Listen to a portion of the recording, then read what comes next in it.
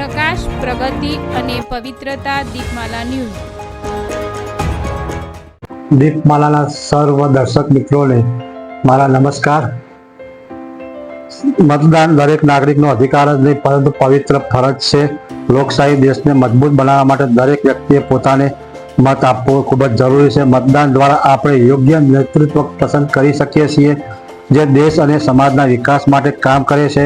ઘણા લોકો એમ માને છે કે મારા એક મતથી શું થાય એવી માન્યતા રાખે છે, પરંતુ સાચી હકીકત એ છે કે એક મત ગણીને મોટો નિર્ણય થાય છે.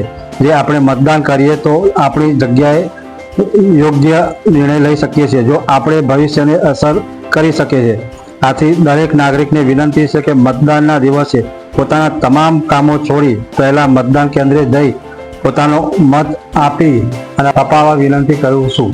તારીખ 26ના રોજ યોજાનાર સ્થાનિક સ્વરાજની ચૂંટણીમાં આપ સર્વે નાગરિકોને મારી નમ્ર વિનંતી છે કે આપનો વોટ આપી અને દેશના વિકાસ માટે પ્રગતિશીલ બનો એવી તમને મારી નમ્ર વિનંતી છે.